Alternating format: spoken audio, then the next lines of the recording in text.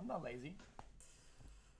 Year after My lawyer dude is he's a baseball autist. Like actually, the guy for some reason has like this memory. He knows every player that ever played the baseball, by all the names, all of them, all the players of every single team, and he plays. When I was in court, he was talking to the judge, right? And as he was talking, okay, he was playing a game on his iPad. And he had to write every single name of every player that's ever played baseball in the MLB, right? All of them by memory. And he actually got it. Bro, it was like thousands. year, more of us are quietly asking the internet, why am I so tired? Searching for I'm not kidding. answers to something we all feel but don't really understand. Every morning, I swear, I'm not feeling lying. a little bit more worn out than we were the day before. Our afternoon slumps are a little slumpier. So much so that companies make fun. Okay, but not every player. Probably from a certain date or something like that, or like maybe something that he knows, whatever. Wait, I want to watch this video. Of us for this. Is he gonna do Zeus versus Hades later on? What's going on? It's a 3 p.m. slot. Selling us meat or cheese or coffee or human-grade jet fuel to somehow cure our afternoon energy deficit. Now listen, this isn't a video where I'm going to tell you to just get more sleep or to stop looking at your phone before bed, which all of those things you should do. But I want to approach this question a little differently. I want to look at the bigger reasons why we're all so tired. A lot of those reasons have to do with what's happening right now during the day. Like right now while I'm filming this, things are happening in my brain and your brain that will make us more tired later on today and tomorrow. It'll affect how long and how well you sleep and whether or not you feel refreshed in the morning. Oh, the blue light of your phone. Before you go to sleep, your brain has to fucking In order stop. to understand why you're so tired, I'm going to take you back in time to 300,000 years ago. Meet Johnny Caveman. Johnny Caveman kind of has a similar body to ours today. He's a human. His body's a little different. His hips and his head are shaped a little differently. He's got this wider, flatter nose. He's got this big, strong brow. But up where it counts, his brain is very similar to our brain today. And yet how he uses his brain is very different. Similar brains, totally different worlds. To show this, let me show you Johnny Caveman's morning routine. As Johnny Caveman begins his day, let's keep an eye on this part of his brain. This is the prefrontal cortex. When you make decisions, this part of your brain is doing most of the work. This morning, Johnny Caveman has a few decisions to make. He has to decide where to get his water today. Should he go out and hunt with his group, or should he spend time picking berries? He just found some mushrooms. Are these mushrooms safe? Should he eat them? Johnny Caveman will likely spend a big chunk of his day just sitting here around this campsite, eating and chatting with his band of other humans. He might go out and gather sticks to build a campfire later. I mean, look at his brain.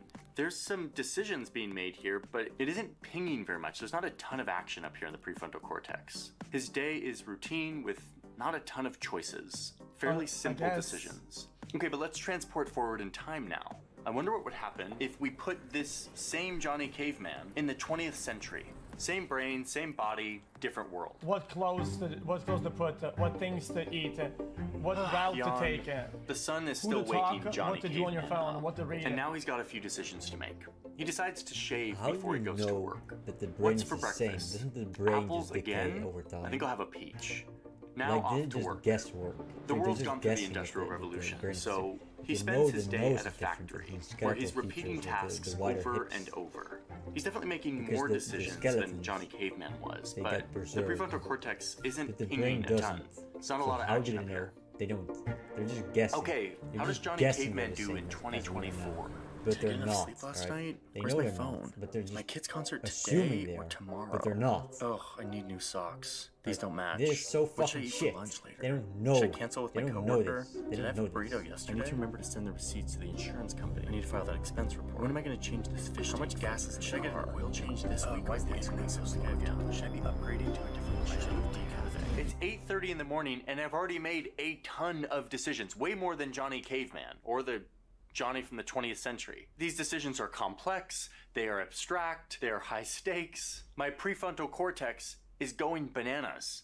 One estimate I read said that modern it's what a lot of people like to pre-decision for the next day, right, chat? They go to, before they go to bed, they put the clothes they're gonna wear the next day, what they're gonna eat, right? And they have all their shit planned the next day, so that the beginning of the day is all streamlined. Humans make I can't do that. 35,000 decisions every day. We make more than 200 decisions about food alone. Okay, I get it. Modern life is full of a lot of decisions, but like, I'm not running from tigers anymore. Like, I don't have to like scavenge and hunt for my food. Shouldn't I be less tired? I'm using my brain instead of my body. And I'm doing way less physical work. I mean, we've got washing machines and dishwashers and automatic head massagers and at-home spas. And damn it, we even have lazy boys. Shouldn't I feel more rested because of all of this? Okay, and here's where we come to the answer to the question, which is we gotta look at that prefrontal cortex again and see what's actually going on when you make all of these decisions. It's a part of a war that is happening between you and the modern world. This war is being fought on two different battlefields, daytime and nighttime. Dayman, fighter of the night man, champion of the sun. So we're in this daytime battlefield, and you're making a bunch I don't of think people are lazy. I think people are exhausted.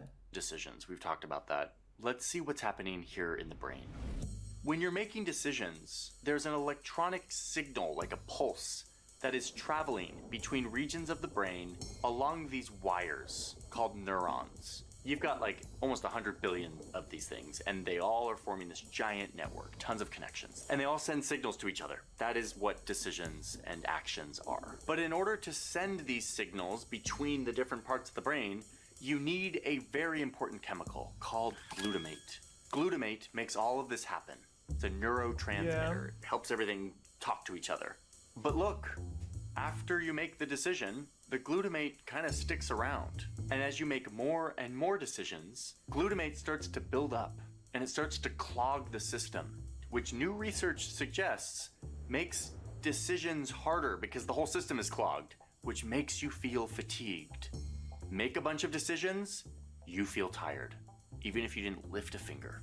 It's like as if your brain were a big city. All of these roads are the neurons and synapses that you use to make decisions. It's all functioning nicely, everyone can flow, but the more decisions you make, the more...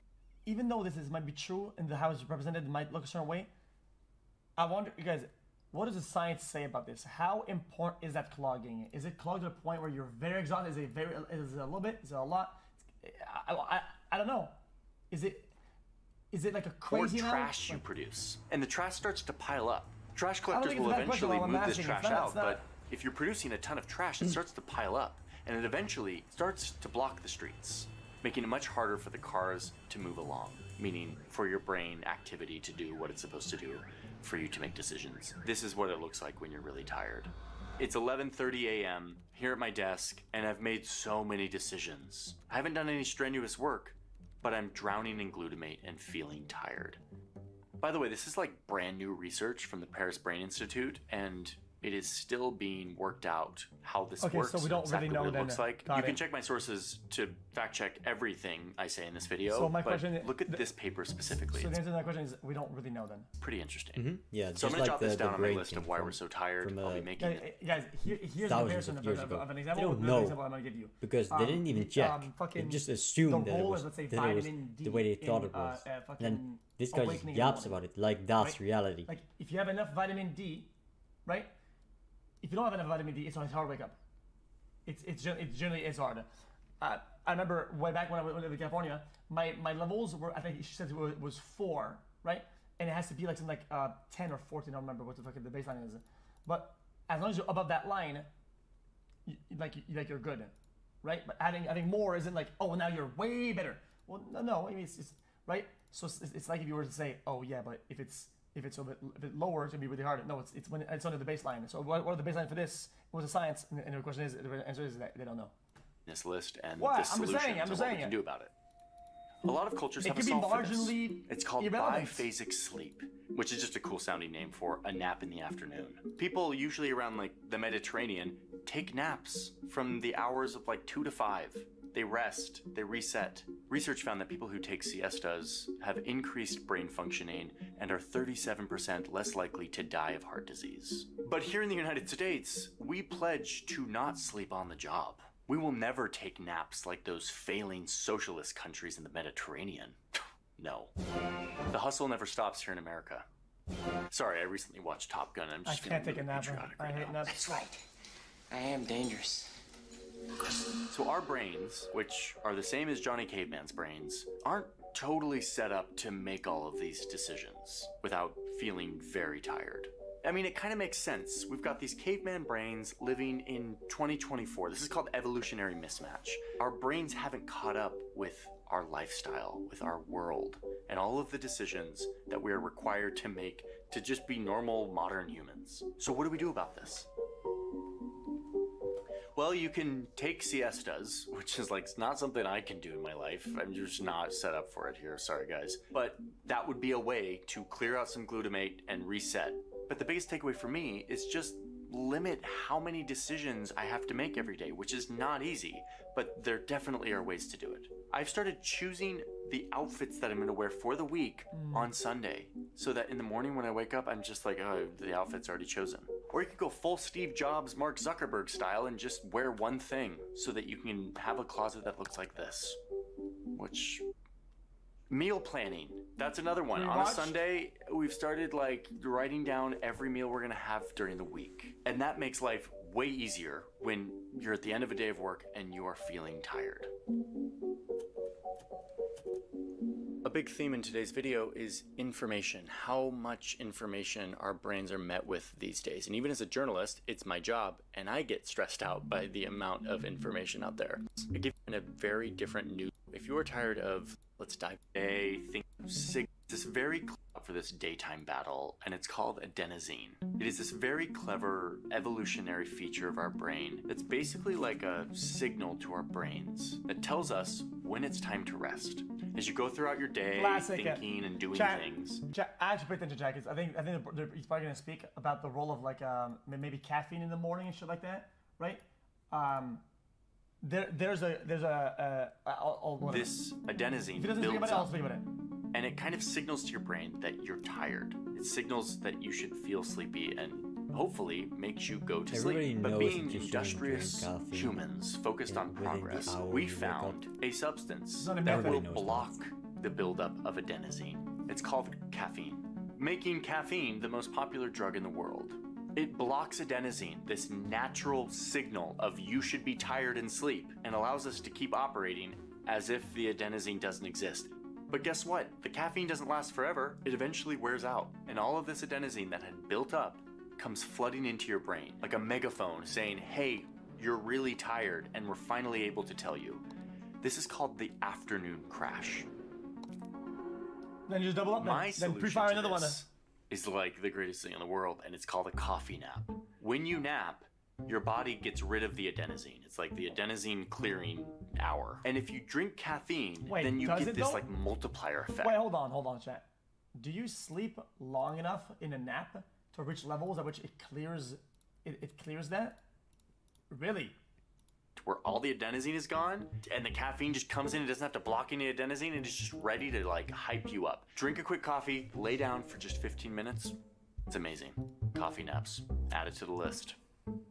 The other option is to drink your coffee a little bit like later than you would. Like, don't drink it right as you wake up. Drink it between the hours of 9 and 11 a.m. so that it lasts until you're done with work, and then you can have your coffee crash. Okay, so that is our daytime battle. Glutamate builds up because we make so many decisions. Adenosine builds up because we don't let it clear out, and we block the signals because of caffeine. And our modern world doesn't like us naturally clearing these things out, so we feel really tired. Now let's get to the nighttime battle. Everyone says we should get 7 or 8 hours of sleep, but when you go to bed and when I go to bed is probably different.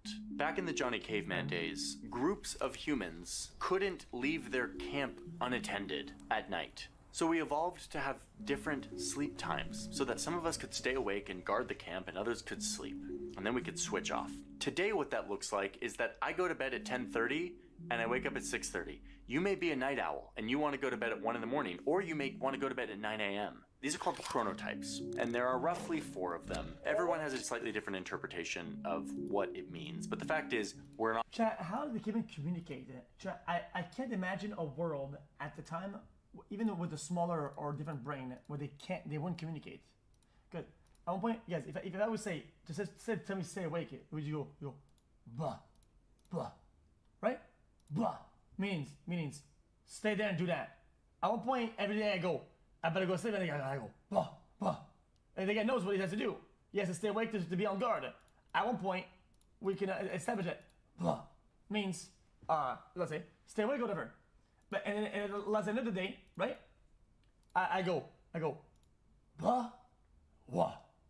That means stay awake, but I'm gonna do it, and then you do it. So then it'll be easy. I go blah, wah. Now he knows the job of blah. Now what? Right? Now it's easy. Now don't you make these like logical connections with and you have words easily? Not all the same when it comes to when we go to bed. And yet, we all live in a society that wants us to be the same. Our standard workday, 9 to 5, was constructed for like the average person, but you may not be that person. You have a job that requires you to be there at 9 a.m. and you're a night owl who wants to sleep until 10:30. Too bad. Capitalism says no. Researchers say that our chronotype is in our genes. Like this is like we are naturally coded to have an optimal time when we are sleeping. And that may not work with your life. Evolutionary mismatch once again. So I'm gonna write chronotypes down on my list. What's the solution here? Find out what your chronotype is. You probably already know what it is. Take this test online. I'll give you a QR code here. You can scan this, take a test. Maybe aligning your lifestyle with your chronotype could help you get sleep during the time when your sleep is most optimal, which will help make you feel less tired.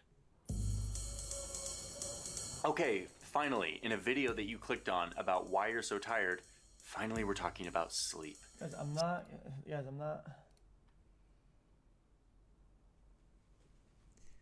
I'm not gonna upload this. And I think it's not there. Maybe. Sleep definitely matters. And I think there's actually a lot of great videos and literature, books, whatever, on sleep and how to optimize sleep. Our brains catalog all these memories, all the sensory. Oh, this fucking chat, man.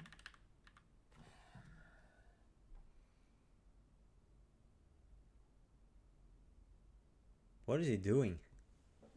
Sleepdoctor.com. Huh? Yo. To take a test. Maybe aligning your lifestyle with your chronotype could help you get why you're so tired. Finally, we're talking about sleep.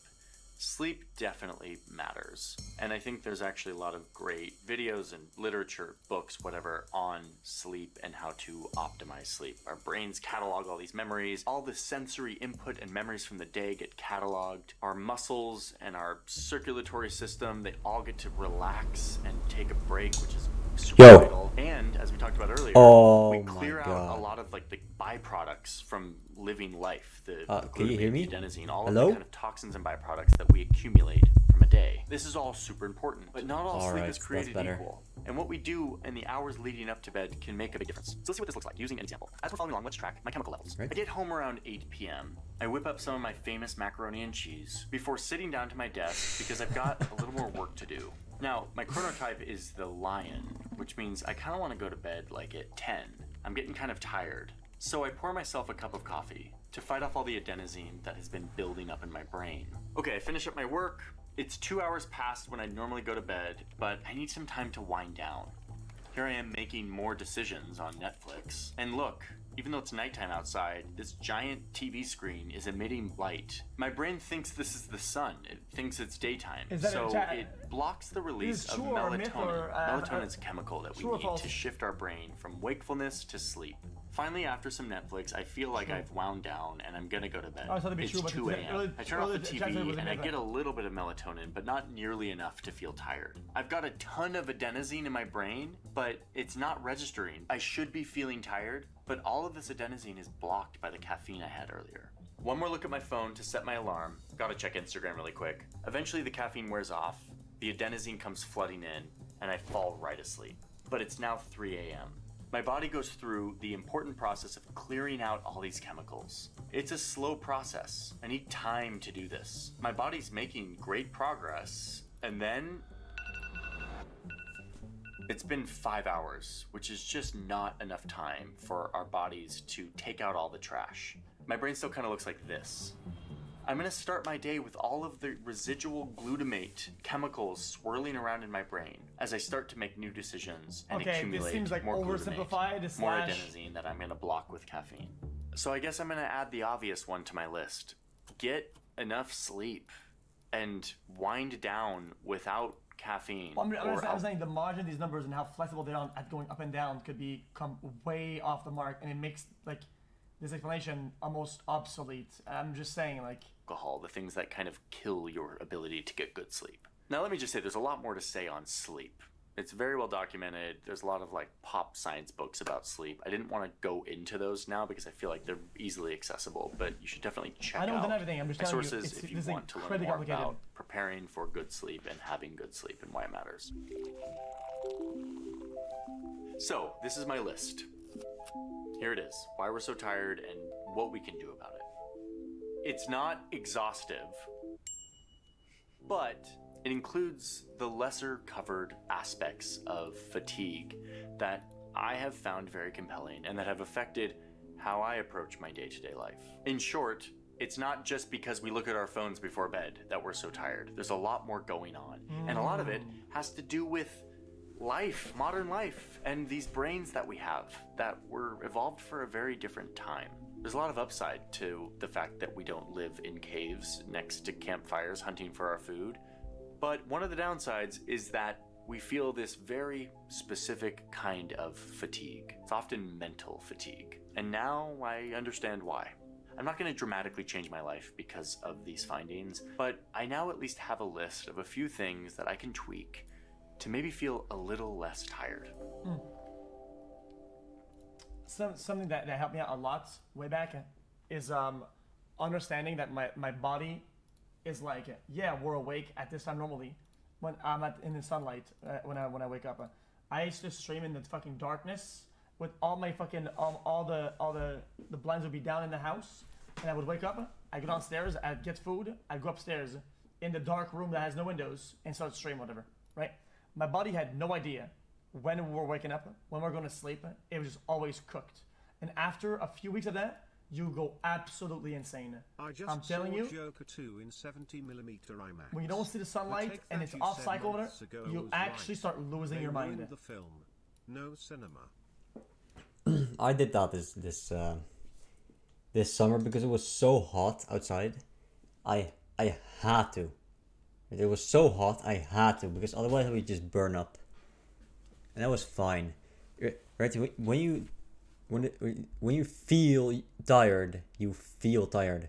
I think trying to make this a very logical thing, or you try to make it seem like a tangible thing, like you can change it just like by doing something. Well, you can't, okay? When you feel bad or you feel tired, then you gotta do something that will make you not feel tired. Right? Just some things that make people feel good in general is you take a bunch of drugs, which is not a very good thing because when you run out, you're gonna feel even worse. So probably don't do that if you go for a long-term strategy. But right, you talk to people, you socialize. That's one thing. That'll make you feel good. You think about things, and right, you actually think about things and make yourself feel tired. Right? You can make yourself feel tired yourself by just thinking about anything. Just think about things. Actually think. Make yourself feel physically tired by doing anything physically demanding. Probably in a variety of ways. Don't just pick up and lift a bunch of shit, because then you're only gonna blow out your back and feel old. Right? You want to feel fatigued. You don't want to feel old, because that's gonna make it even worse.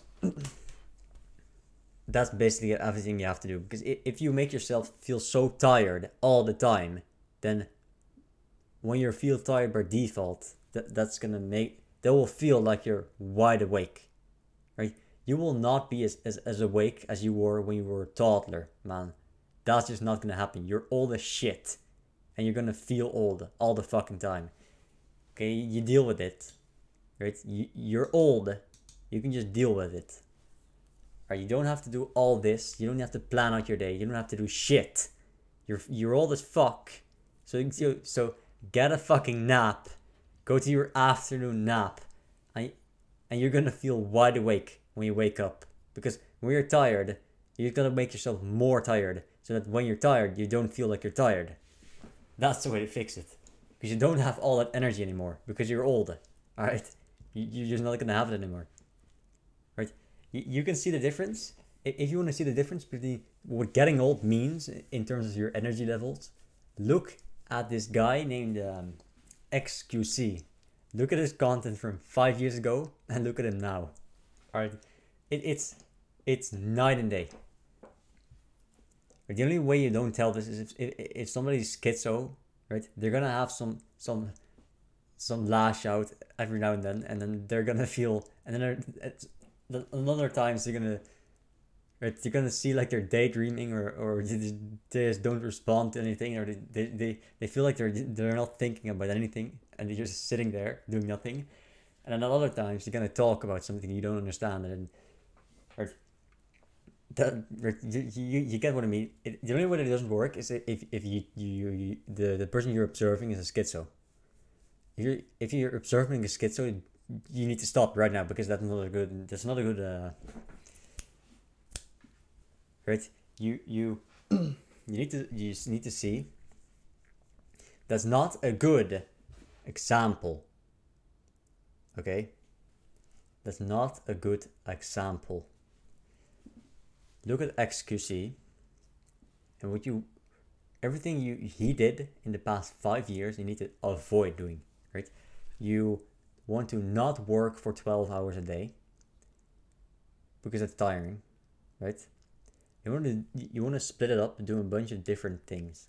Working 8 hours every day, that's gonna make you feel tired. So you want to have a job where you're not doing that for 8 hours a day, right? Because you're only really working for at most 4 hours. The other 4 hours are just a waste of your time. So they don't work then, right? And then if you're scared about somebody finding out and them firing you, well, you just don't give a fuck. Right? If they fire you, then that sucks. Right? Move on to the next job. Right? You can find another job. Just find a job where they don't give a fuck. Alright? They know what you're worth. They know what kind of job you do. And if they notice that you're lazing off all the time, but you're getting more work done, well, they're gonna have you laze around all the time because you're valuable regardless. Alright? Also, think about this. Get some decent food. Any decent food. I shouldn't say decent. I should say you want to have some variety. I like some right, one nice hot meal or warm meal that's savory. Some sweets in between I like, and a cold meal. What really helps is you don't need a whole salad. You can literally just cut up a cucumber, cut up a carrot, and cut up a paprika, and that's a whole meal. Just, it is boring, but it's like a lunch. It's a light lunch. You can eat literally 3 vegetables, and that's all you need. That's everything you need. Okay. In the morning, you can eat a banana, like some bread with honey on it, or some jams. And then in the evening, you wanna eat something really savory and fatty, like a big slab of meat with a bunch of fat in it, bruv.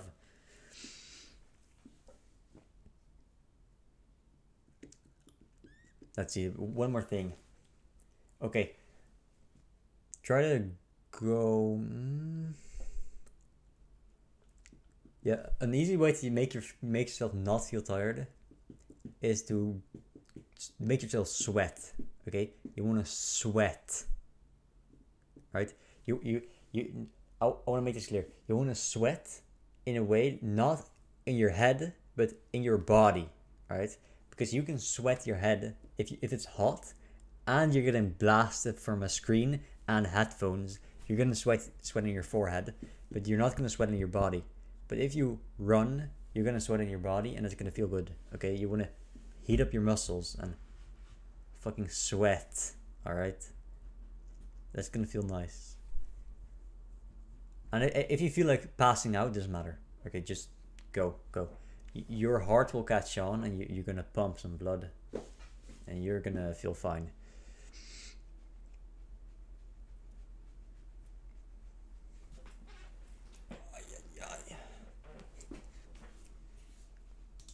Yeah, I like the video more than I might actually upload it. No, I'm not gonna watch That Signal because I already watched it. It was fun. I'm not sure if it's good enough for YouTube though. Oui.